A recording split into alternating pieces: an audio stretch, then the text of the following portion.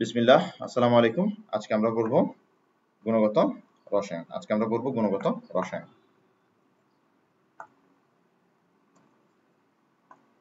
ওকে, তো গুণগত রসায়ন কি? ধরো তোমার কাছে একটা নমুনা আছে। এই নমুনাটা যে কোনো কিছু হইতে পারে, একটা মিশ্রণ হইতে পারে, একটা দ্রবণ হইতে পারে, যে কোনো কিছু হইতে পারে। একটা নমুনা আছে। এরপর তুমি এই নমুনায় কি কি আছে এটা বের করছো। কি কি আছে এটা তুমি বের করছো।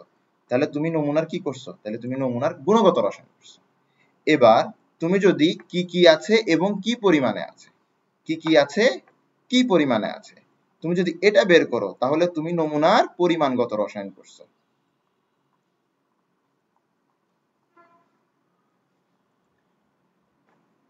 তোমার কাছে একটা নমুনা আছে, তুমি নমুনায় কি কি আছে এটা বের করছো, তার মানে তুমি নমুনার গুণগত রসায়ন করছো। কি কি আছে এবং কি পরিমাণে আছে যদি এটা করো তাহলে তুমি পরিমাণগত রসায়ন করছো। তাহলে কি কি আছে এটাই হচ্ছে গুণগত রসায়ন। আমরা পড়ালেখা শুরু করব পরমাণু দিয়ে। পরমাণু বোঝার জন্য বুঝতে হবে মৌলিক পদার্থ। এগুলো ক্লাস 9-10 এ বুঝছো, এগুলো এখন পড়ানোর দরকারই নেই আসলে, তাও পড়াচ্ছে। মৌলিক পদার্থ, তো আমাদের যে চারপাশে যে পৃথিবীটা আছে, এই চারপাশের পৃথিবী মূলত 118টা মৌলিক পদার্থ দিয়ে তৈরি। মানে আমাদের চারপাশে যা কিছু আছে, আমার এই স্টাইলাস, তোমার ল্যাপটপ, এরপরে এলইডি লাইট, যা কিছু আছে এগুলো এই 100টা পদার্থের মিশ্রণে তৈরি হয়েছে। 118টা পদার্থের মিশ্রণে তৈরি হয়েছে। এই 118টা পদার্থের বাইরে পদার্থ সম্ভব না। তাই বলে তাদেরকে কি বলা হয়? মৌলিক পদার্থ বলা হয়। তো এই যে মৌলিক পদার্থের ক্ষুদ্রতম কণা, মৌলিক পদার্থের ক্ষুদ্রতম কণাকে কি বলা হয়? মৌলিক পদার্থের ক্ষুদ্রতম কণাকে বলা হয় তার পরমাণু। মৌলিক পদার্থের ক্ষুদ্রতম কণাকে কি বলা হয়? তার পরমাণু বলা হয়, ক্ষুদ্রতম কণা। আচ্ছা, কেন ক্ষুদ্রতম কণা? ক্ষুদ্রতম কণা কারণ হচ্ছে পরমাণু হচ্ছে অ্যাটম। অ্যাটম মানে ইনডিভিজিবল, মানে পরমাণুকে আর ভাগ করা যাবে না, তাই বলে এটাকে বলা হচ্ছে ক্ষুদ্রতম কণা। এর চেয়ে ক্ষুদ্র আর হতে পারে না। ফর এক্সাম্পল, তুমি একটা পিওর সোডিয়ামের কি নিছো? একটা পিওর সোডিয়ামের ধাতব খণ্ড নিছে। এবার তুমি এটাকে টুকরো টুকরো করতে থাকলা। তুমি এটাকে কতক্ষণ পর্যন্ত টুকরো করতে পারবা? তুমি এটাকে ততক্ষণ পর্যন্ত টুকরো করতে পারবা যতক্ষণ পর্যন্ত না তুমি সোডিয়াম পরমাণু পাচ্ছ। তুমি সোডিয়াম পরমাণু পাওয়ার পরে, একদম ছোট্ট ছোট্ট সোডিয়াম পরমাণু পাওয়ার পরে তুমি কিন্তু এটাকে আর কি করতে পারবে না, তুমি কিন্তু এটাকে আর টুকরো করতে পারবে না। তাহলে এই ছোট্ট জিনিসটাকে কি বলা হবে? ছোট জিনিসটাকে বলা হবে সোডিয়ামের পরমাণু। ঠিক আছে? ওকে, এবার দেখো, পরমাণুর কি নাই? পরমাণুর কোনো স্বাধীন অস্তিত্ব নাই। কোনো স্বাধীন অস্তিত্ব নাই। আচ্ছা, স্বাধীন অস্তিত্ব নাই মানে? স্বাধীন অস্তিত্ব নাই মানে হচ্ছে মৌলিক পদার্থগুলো কখনো পরমাণু আকারে থাকে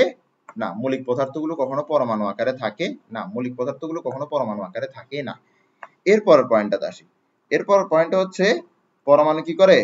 সরাসরি বিক্রিয়ায় অংশগ্রহণ করে। সরাসরি বিক্রিয়ায় অংশগ্রহণ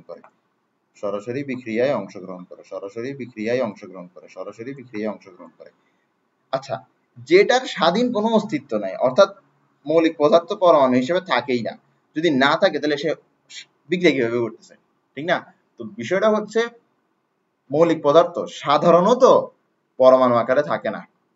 সে পরমাণু আকারে তৈরি হইতে পারে, কিন্তু যখন সে তৈরি হয় তখন সে বিক্রিয়া করে ফেলে। তো এই কারণেই বলা হচ্ছে তার স্বাধীন অস্তিত্ব নাই, আবার এই কারণেই বলা হচ্ছে সরাসরি বিক্রিয়ায় অংশগ্রহণ করে। তাহলে পরমাণু আমরা বুঝলাম। পরমাণু আমরা বুঝার পরে আমরা করবো হচ্ছে মূল কণিকা। তো পরমাণু কিছু কণিকা দিয়ে গঠিত। কণিকা দিয়ে গঠিত। এই কণিকাগুলোকে আমরা কি বলবো? আমরা বলবো হচ্ছে মূল কণিকা। এই যে মূল কণিকা আছে, মূল কণিকা দুই প্রকার। একটা হচ্ছে স্থায়ী মূল কণিকা, আর একটা হচ্ছে অস্থায়ী মূল কণিকা।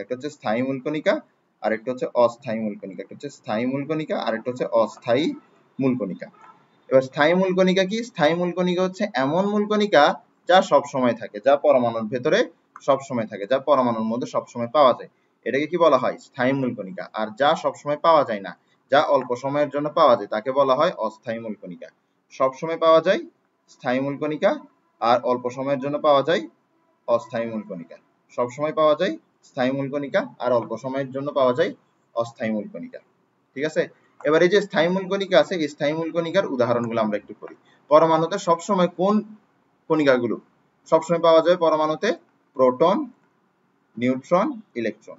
তাহলে প্রোটন, নিউট্রন, ইলেকট্রন এরাই হচ্ছে কি স্থায়ী মূল কণিকা, কারণ এগুলো পরমাণুতে সবসময় থাকে। আর অস্থায়ী মূল কণিকা কারা? যারা পরমাণুতে সাময়িকভাবে তৈরি হবে বা অল্প সময়ের জন্য তৈরি হবে। এদের উদাহরণ হতে পারে পজিট্রন, এদের উদাহরণ হতে পারে পজিট্রন, এদের উদাহরণ হতে পারে মেসন, এদের উদাহরণ হতে পারে নিউট্রিনো। তো আমাদের বইয়ের মধ্যে এদের নামের চেয়ে বেশি আর কিছু নাই আসলে। ঠিক আছে, আর নামের চেয়ে বেশি কিছু পড়ার দরকারও নেই, ইভেন কি নাম না বললেও চলবে। এটা কিসের জন্য দরকার? এটা হচ্ছে মেডিকেল অ্যাডমিশন টেস্টের জন্য দরকার। মেডিকেল অ্যাডমিশন টেস্টের মধ্যে এই অস্থায়ী মূল কণিকার এক্সাম্পল গুলো মোটামুটি ইম্পর্টেন্ট। ঠিক আছে, তো স্থায়ী মূল কণিকা পড়ে ফেলছি, অস্থায়ী মূল কণিকা পড়ে ফেলছি। এখন আমাদের আরেকটা জিনিস পড়তে হবে, যেটাকে আমরা বলেছি কম্পোজিট কণিকা। কি বলি? কম্পোজিট কণিকা।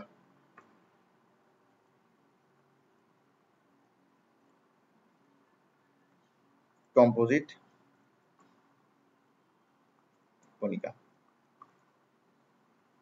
আসো, কম্পোজিট কণিকা কি? কম্পোজিট কণিকা প্রথমত মূল কণিকা সমূহ থেকে কি হবে? ভারী হবে। মূল কণিকা সমূহ থেকে কি হবে? ভারী হবে। এগুলো নিউক্লিয়াস থেকে নির্গত হবে। নিউক্লিয়াস থেকে নির্গত। আচ্ছা, নিউক্লিয়াস থেকে যদি নির্গত হয় তাহলে নিউক্লিয়াসে কি হচ্ছে? পরিবর্তন হচ্ছে। নিউক্লিয়াসে কি হচ্ছে? পরিবর্তন হচ্ছে। যদি কোনো কিছু নিউক্লিয়াস থেকে নির্গত হয় তাহলে নিউক্লিয়াসে কি আসবে? পরিবর্তন আসবে। এই যে নিউক্লিয়াসে পরিবর্তন আসতেছে, এই যে নিউক্লিয়াসে পরিবর্তন আসতেছে, এটাকে কি বলা হয়? এটাকে বলা হয় তেজস্ক্রিয়তা। কি বলা হয় এটাকে? এটাকে বলা হয় তেজস্ক্রিয়তা। কি বলা হয়? তেজস্ক্রিয়তা।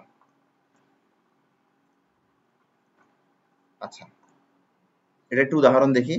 যেমন ধরো রেডিয়াম। রেডিয়ামের পারমাণবিক সংখ্যা কত? রেডিয়ামের পারমাণবিক সংখ্যা হচ্ছে 88। রেডিয়ামের পারমাণবিক সংখ্যা হচ্ছে 88। রেডিয়ামের ভর হচ্ছে 226। ঠিক আছে, তো রেডিয়াম থেকে কি হয়? অ্যালফা কণা নির্গত হয়। রেডিয়াম থেকে কি হয়? অ্যালফা কণা নির্গত হয়। অ্যালফা কণার মধ্যে দুইটা প্রোটন আছে, তাই বলে তার পারমাণবিক সংখ্যা 2।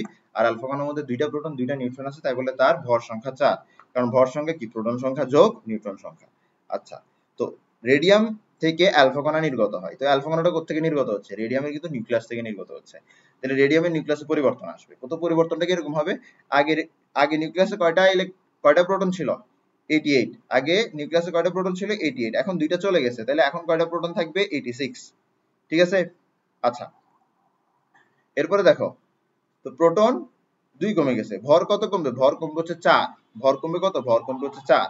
ঠিক আছে, ভর কমবে 4। আগে মোট প্রোটন আর নিউট্রনের সংখ্যা ছিল 226, আর এখন দুইটা প্রোটন দুইটা নিউট্রন চলে গেছে, তার মানে মোট নির্গত প্রোটন এবং নিউট্রনের সংখ্যা কত? 4। তাহলে প্রোটন এবং নিউট্রন মোট কত বাকি আছে? 222 বাকি আছে। এখন প্রশ্ন হচ্ছে, এই যে এখানে এটা তৈরি হলো, এটার নাম কি হবে? এটা কে হবে? এই এক্স ভদ্রলোকটা কে? এখন দেখো, আমাদের পরমাণু বা মৌল, পরমাণু বা মৌলর যে পরিচয়টা আছে, পরিচয়টা কে বহন করে? পরিচয়টা বহন করে হচ্ছে পারমাণবিক সংখ্যা, অ্যাটমিক নাম্বার। ঠিক না? তো পরিচয়টা কে বহন করতেছে? অ্যাটমিক নাম্বার বহন করতেছে, which is 86, which is 86। তো এটা পরিচয় বহন করতেছে। এবার তুমি পিরিয়ডিক টেবিল খুলো আর দেখো যে 86 অ্যাটমিক নাম্বার কার? 86 অ্যাটমিক নাম্বার হচ্ছে র্যাডনের। যেহেতু র্যাডনের অ্যাটমিক নাম্বার 86, তাহলে আমরা বলতে পারবো যে রেডিয়াম থেকে একটা আলফা পার্টিকেল নির্গত হওয়ার মাধ্যমে র্যাডন তৈরি হয়েছে। তাহলে এই যে আলফা পার্টিকেল আছে, সে কি হচ্ছে? রেডিয়াম থেকে নির্গত হচ্ছে। এই যে প্রক্রিয়াটা আছে, এই যে ঘটনাটা আছে, এটাকে কি বলা হয়? তেজস্ক্রিয়তা। এই যে কণাটা নির্গত হচ্ছে, এটাকে কি বলা হবে? এটাকে বলা হবে কম্পোজিট কণিকা। এই কণাটা অবশ্যই অবশ্যই স্থায়ী অস্থায়ী মূল কণিকার চেয়ে ভারী হবে। কেন স্থায়ী অস্থায়ী মূল কণিকার চেয়ে ভারী হবে? দেখো, এখানে দুইটা প্রোটন আছে, দুইটা নিউট্রন আছে। প্রোটন নিজেই একটা কি? প্রোটন নিজেই একটা স্থায়ী মূল কণিকা। তো তুমি প্রোটনের সাথে আলফা কণার তুলনা করো। প্রোটনের মধ্যে একটা প্রোটনে আমি একটা প্রোটনের ভর একটা প্রোটনের ভরই ধরতে পারি, ঠিক না? একটা প্রোটনের ভর, এদিকে আছে একটা প্রোটন আর এদিকে আছে আলফা কণা। এখানে একটা প্রোটন আছে আর এখানে কি? দুইটা প্রোটন দুইটা নিউট্রন আছে। তাহলে কোনটা ভারী হবে? অবশ্যই আলফা কণা ভারী হবে, ঠিক না? তাহলে অবশ্যই এটা ভারী, এটা নিউক্লিয়াস হতে নির্গত, আর এটা তেজস্ক্রিয়তার মাধ্যমে তৈরি। Very good. তাহলে আমরা কম্পোজিট কণিকাও পড়ে ফেলছি। তো কম্পোজিট কণিকার ক্ষেত্রে আমরা দুইটা এক্সাম্পল দেখবো, ঠিক আছে? একটা হচ্ছে কি, একটা হচ্ছে অ্যালফা কণা, আর একটা হচ্ছে তোমার ডিউটেরিয়ামের নিউক্লিয়াস। একটা হচ্ছে কি অ্যালফা কণা, অ্যালফা কণা। আচ্ছা, এই যে আলফা কণা আছে, আলফা কণার মধ্যে দুইটা প্রোটন আছে, দুইটা নিউট্রন আছে, তাই বলে আলফা কণার পারমাণবিক ভর হচ্ছে 2, সরি পারমাণবিক ভর হচ্ছে 4, পারমাণবিক সংখ্যা হচ্ছে 2। তাহলে দুইটা প্রোটন, দুইটা নিউট্রন আছে। আচ্ছা, আমরা একটু খেয়াল করি হিলিয়াম, হিলিয়ামে দুইটা প্রোটন থাকে, তাই বলে হিলিয়ামের পারমাণবিক সংখ্যা 2। হিলিয়ামের মধ্যে দুইটা প্রোটন, দুইটা নিউট্রন থাকে, তাই বলে হিলিয়ামের ভর সংখ্যা 4। তাহলে হিলিয়ামে দুইটা প্রোটন আছে, দুইটা নিউট্রন আছে। এখন তুমি বলবা যে তাহলে তো অ্যালফা কণা আর হিলিয়াম একই, তাহলে অ্যালফা কণা আর হিলিয়াম একই। দেখো হিলিয়ামের মধ্যে আবার দুইটা ইলেকট্রন আছে, হিলিয়ামের মধ্যে কি আছে, দুইটা ইলেকট্রন আছে। তো হিলিয়ামের মধ্যে দুইটা ইলেকট্রন থাকার কারণে তুমি আলফা কণাকে হিলিয়াম বলতে পারবা না, তুমি আলফা কণাকে হিলিয়াম বলতে পারবা না। এবার দেখো হিলিয়াম যদি কি করে, হিলিয়াম যদি দুইটা ইলেকট্রন দিয়ে দেয়, হিলিয়াম যদি কি করে, হিলিয়াম যদি দুইটা ইলেকট্রন দিয়ে দেয়, হিলিয়াম যদি দুইটা ইলেকট্রন দিয়ে দেয়, তাহলে হিলিয়াম কি তৈরি করবে, হিলিয়াম তৈরি করবে হিলিয়াম 2+। হিলিয়াম কি তৈরি করবে, হিলিয়াম 2+। হিলিয়ামের ভর ছিল, সরি পারমাণবিক সংখ্যা ছিল 2, ভর ছিল 4। এটার পারমাণবিক সংখ্যা 2 হবে, ভর হবে কত, 4।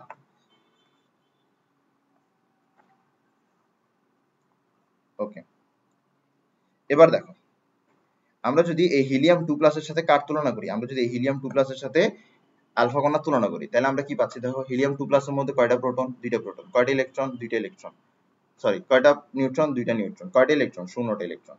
তাহলে দেখো হিলিয়াম 2+ আর আলফা কণা কিন্তু একই। আচ্ছা তুমি একটা জিনিস চিন্তা করো, হিলিয়াম 2+ এর মধ্যে ইলেকট্রন ছিল কি, দুইটা, তো ইলেকট্রন গুলো কক্ষপথে ছিল, ঠিক না? তো ইলেকট্রন গুলো চলে গেছে, ইলেকট্রন গুলো কি চলে গেছে, তো ইলেকট্রন গুলো যদি চলে যায় তাহলে কি আছে, প্রোটন আর নিউট্রন আছে, প্রোটন আর নিউট্রন মিলে কি হয়, নিউক্লিয়াস হয়। তাহলে আমরা হিলিয়াম 2+ কে কি বলতে পারি, আমরা হিলিয়াম 2+ কে বলতে পারি হিলিয়ামের নিউক্লিয়াস। তার মানে আমরা আলফা কণাকে বলতে পারি হিলিয়ামের নিউক্লিয়াস। আলফা কণাকে কি বলা যায়, আলফা কণাকে বলা যায় হিলিয়ামের নিউক্লিয়াস। আলফা কণাকে কি বলা যায়, আলফা কণাকে বলা যায় হিলিয়ামের নিউক্লিয়াস। আলফা কণাকে বলা যায় হিলিয়ামের নিউক্লিয়াস, ঠিক আছে? ওকে, তা এখন আমরা এটা করে ফেললাম। এরপর আমরা করব হচ্ছে ডিউটেরিয়ামের নিউক্লিয়াস, এরপর আমরা করব হচ্ছে ডিউটেরিয়ামের নিউক্লিয়াস, এরপর আমরা করব হচ্ছে ডিউটেরিয়ামের নিউক্লিয়াস। ওকে, ডিউটেরিয়ামের নিউক্লিয়াস, ডিউটেরিয়ামের নিউক্লিয়াস।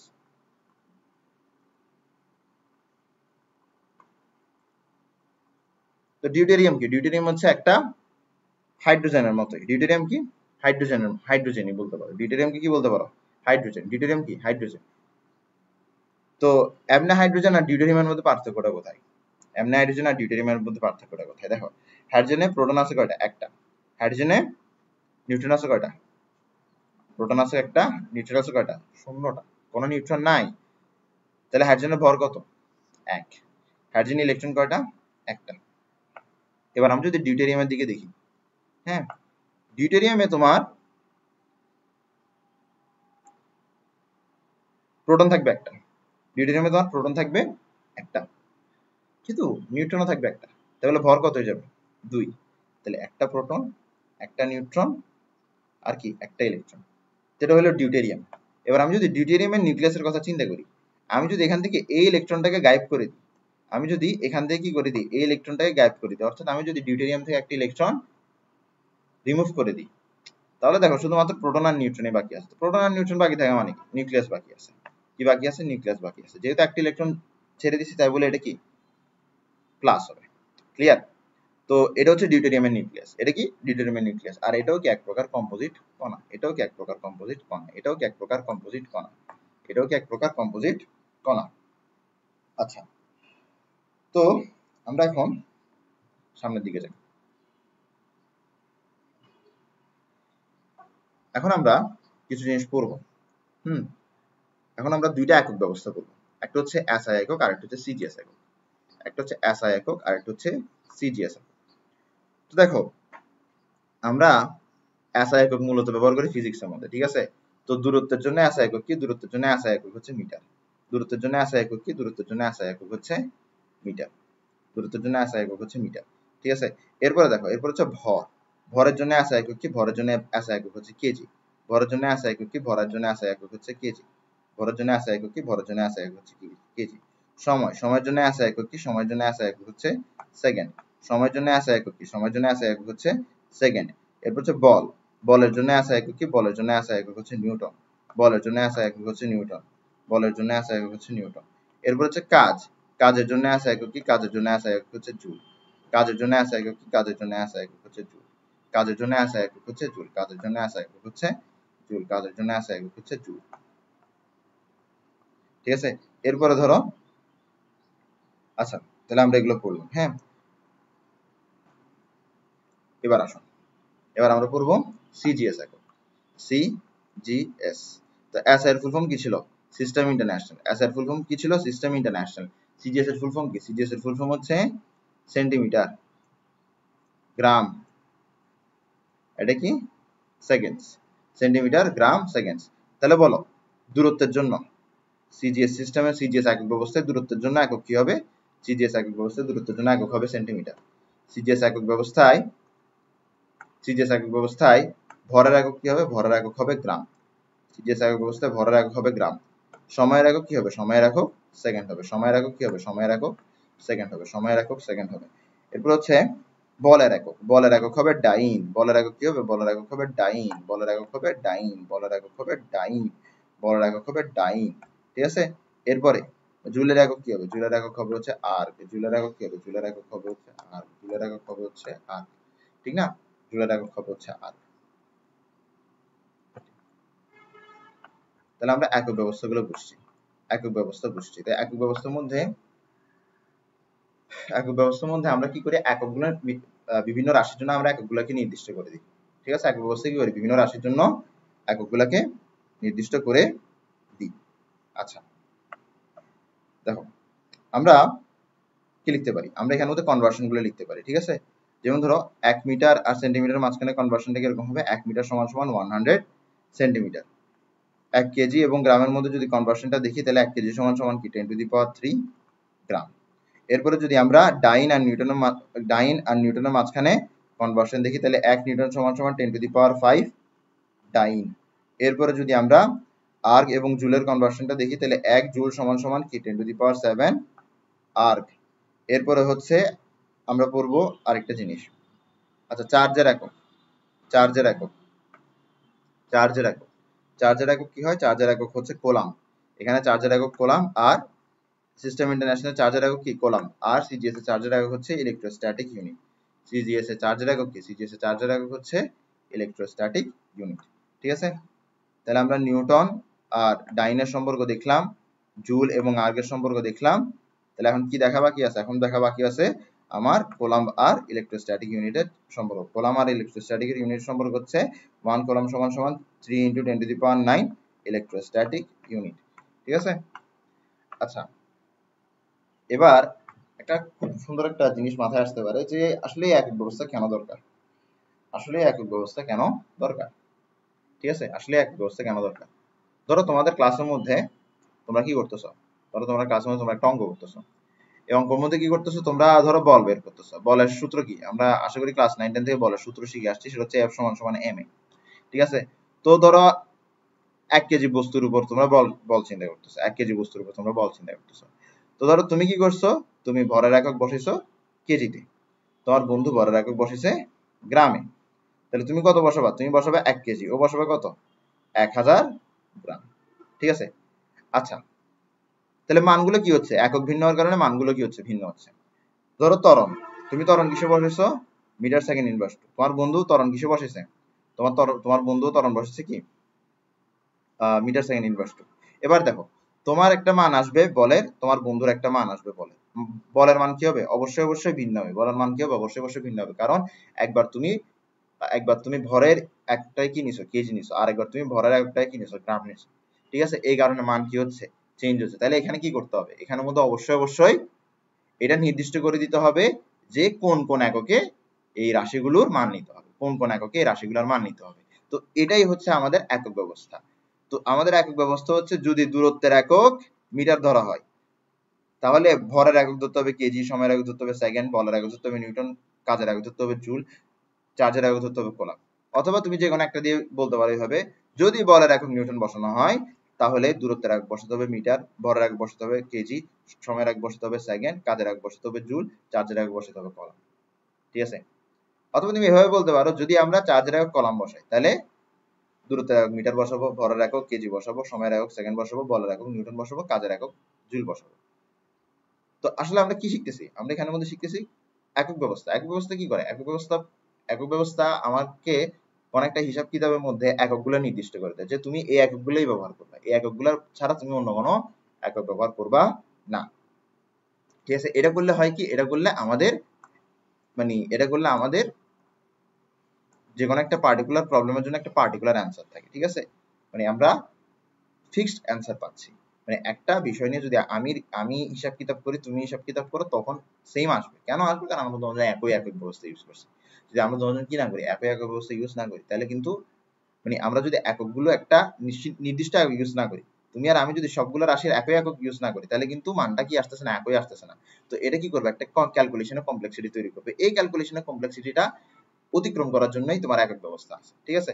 তো ঠিক একইভাবে আমরা আবার বলতে পারি যে যদি আমরা বলের একক কি ধরি, ডাইন ধরি, তাহলে দূরত্বের একক ধরতে হবে সেন্টিমিটার, ভরের একক ধরতে হবে গ্রাম, সময়ের একক ধরতে হবে সেকেন্ড, কাজের একক ধরতে হবে আর্ক, আর চার্জের একক ধরতে হবে ইলেকট্রোস্ট্যাটিক ইউনিট। আশা করি বুঝা গেছে, আশা করি একক ব্যবস্থা বুঝা গেছে। হ্যাঁ, এরপর আমরা proton, electron, neutron. Proton, electron, neutron, এই যে স্থায়ী মূল কণিকাগুলো আছে, এই স্থায়ী মূল কণিকাগুলোর বিভিন্ন বৈশিষ্ট্য বলবো। যেমন ধরো প্রোটন। হ্যাঁ, তো প্রোটনের প্রথম হচ্ছে প্রোটনের চার্জ। ঠিক আছে? আমরা কি করব? প্রোটনের চার্জ বা প্রোটনের আধান চার্জ করবো আমরা। ঠিক আছে? প্রোটনের চার্জ কি? প্রোটনের চার্জ হচ্ছে 1.6 ইন্টু 10 ইনভার্স 19 কোলম। ঠিক আছে? এটা আমরা জানি। এবার প্রোটনের মাস, প্রোটনের ভর।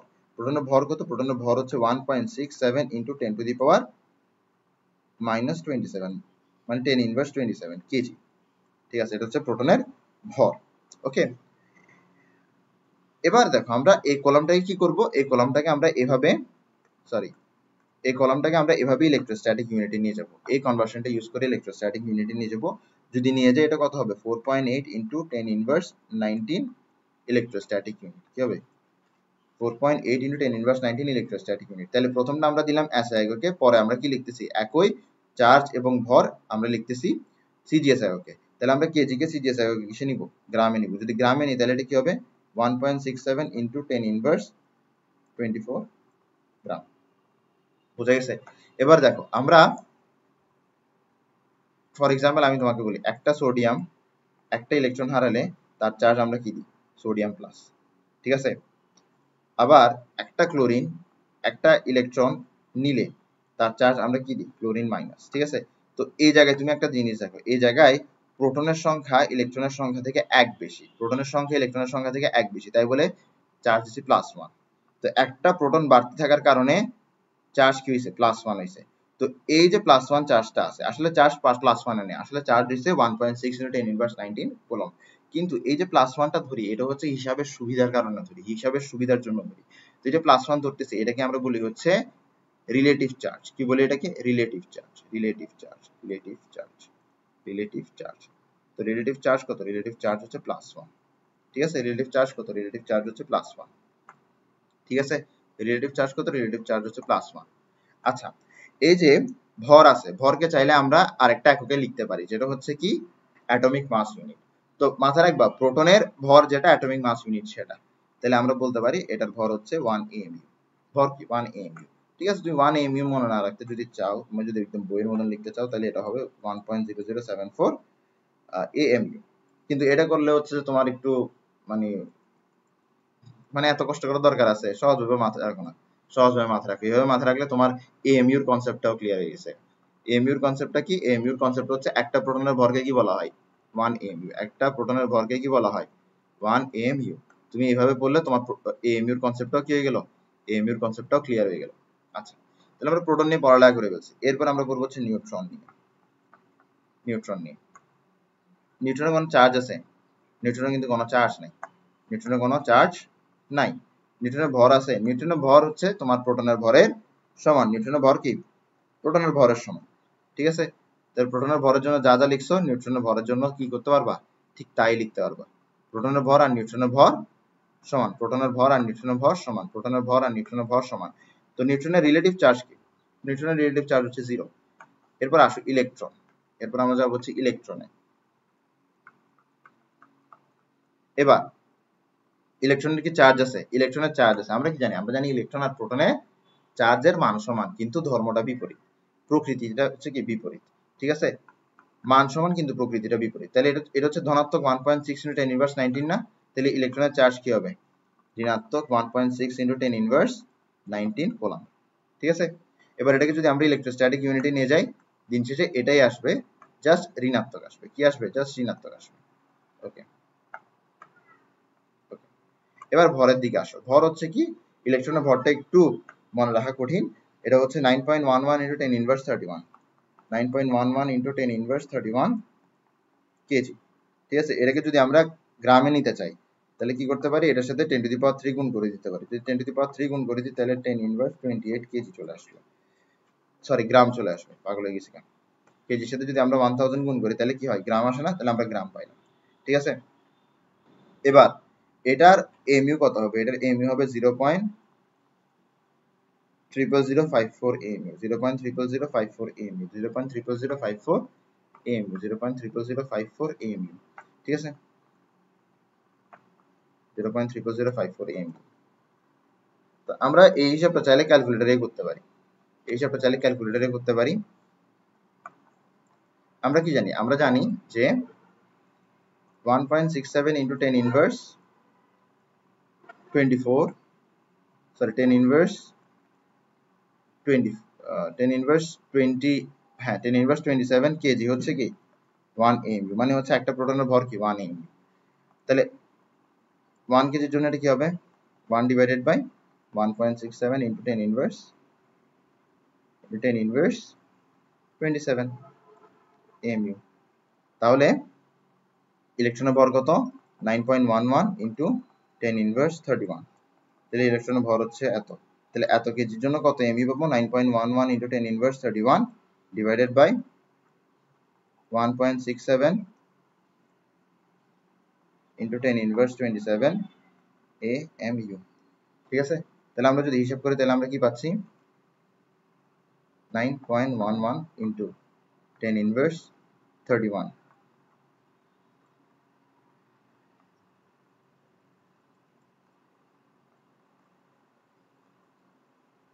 divided by 1.67 × 10⁻27। তাহলে কত আসতেছে এখানের মধ্যে?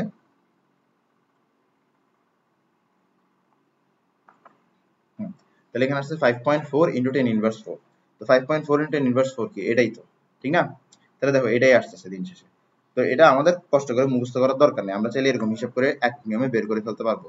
1 কেজি মানে সরি, এটা হচ্ছে কি আমাদের একটা প্রোটনের ভর। একটা প্রোটনের ভর যদি 1 এমইউ হয়, তাহলে 1 কেজি সমান সমান এত এমইউ, আর ইলেকট্রনের ভর সমান সমান কত এমইউ হবে আমরা এখান থেকে বের করে ফেলতে পারতেছি। তাহলে এমইউর হিসাবটাও কি? এমইউর হিসাবটাও খুব সহজ, এটা অতটা কঠিন না।